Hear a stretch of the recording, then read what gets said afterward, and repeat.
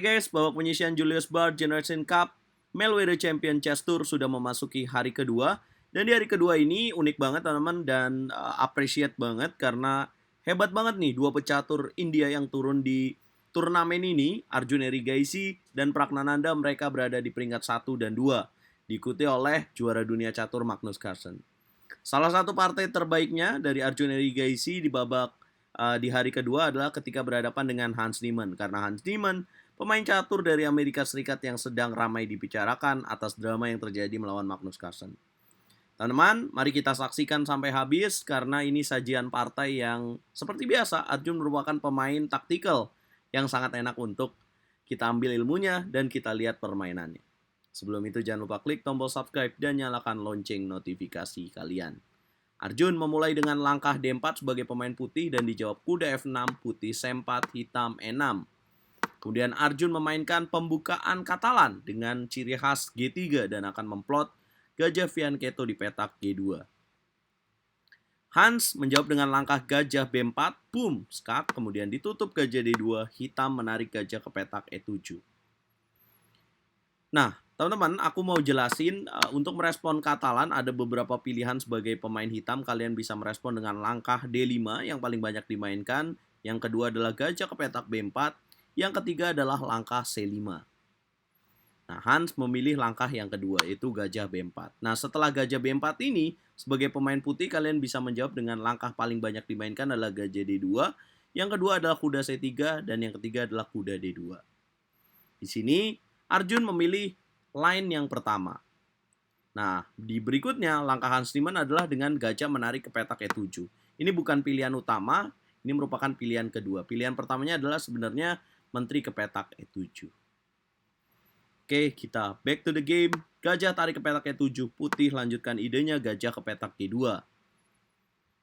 Ya, teman-teman, pola dari permainan pembukaan Katalan adalah mengorbankan pion C4 untuk mendapatkan dua pion center di petak D4 dan E4 dan memanfaatkan kekuatan dari gajah Fianchetto. Pembukaan ini kalau ingin menang tidak bisa buru-buru, tidak sebrutal pembukaan lainnya yang lebih terbuka, tapi pembukaan ini syarat akan kreativitas dari pemainnya. Setelah gajah G2, hitam D5, putih kuda F3, hitam rokade pendek dan putih rokade pendek, Hans Niemann kuda B ke petak D7. Di langkah berikutnya, di langkah ke-8 Arjun Erigaisi menjalankan langkah C5. Kemudian hitam kuda E4, putih kuda C3, hitam memperkuat kuda di petak E4 dengan F5. Gak mau kalah, Arjun Erigaisi lancarkan serangan dari sayap menteri dengan B4, hitam C6, putih B5, hitam gajah F6, putih benteng C1, hitam kuda memukul gajah D2, putih menteri memukul kuda, dan hitam menteri A5. Langkah ke-13, kalian bisa lihat evolution bar-nya meningkat untuk putih. Apa yang terjadi? Ya tepat sekali, ini merupakan langkah blunder dari Hans Niemann. Karena dia lupa bahwa di sini putih bisa memiliki taktik yang sangat indah. Kalau kalian jadi pemain putih, bisakah kalian tebak apa langkah yang akan dimainkan setelah kesalahan dari hitam dengan bermain menteri ke petak A5? Yap, congratulations. Langkah yang benar adalah memukul pion terlebih dahulu, pion B makan C6, pion B makan C6, dan kuda memukul pion D5. Boom! Ya, taktiknya adalah bahwa posisi menterinya tidak terjaga di sini dan peraduan menteri, tapi setelah hitam memukul menteri terlebih dahulu, maka ada bunyi skak terlebih dahulu. Ada temponya, guys. So, putih mendapatkan keuntungan 1 pion. Kuda memukul gajah skak, kuda memukul kuda, kuda memukul menteri D2. Hitam menutup pion C6 dengan kuda ke petak D5, kemudian putih langsung dobrak dengan E4. Pion F makan E4, kuda memukul pion, hitam gajah A6. Benteng bergeser ke petak D1, hitam benteng A ke petak B8. Kemudian putih benteng D2, mencegah hitam memplot. Benteng di baris kedua putih, hitam H6.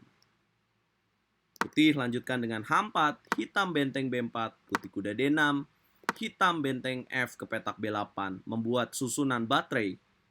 Dua baris benteng di petak B8. Kemudian putih gajah H3 mengincar pion lemah di petak E6, hitam kuda C7, putih benteng C3, hitam benteng B1 skak, putih raja H2, hitam gajah F1. Ya, hitam di sini idenya adalah menghilangkan gajah terang karena ini sangat mengganggu ya, mengancam pion di petak E6. Dan setelah terjadi pertukaran, maka menguntungkan bagi pemain hitam karena dia bisa memplot benteng satunya lagi di petak B1 dan menyusun dari baris bawah. Jelas, Arjun Erigaisi menolak dengan gajah G4. Kemudian putih, gajah G4, kemudian hitam benteng B8, betak B2, kemudian benteng memukul benteng, benteng memukul benteng, dan putih benteng A3.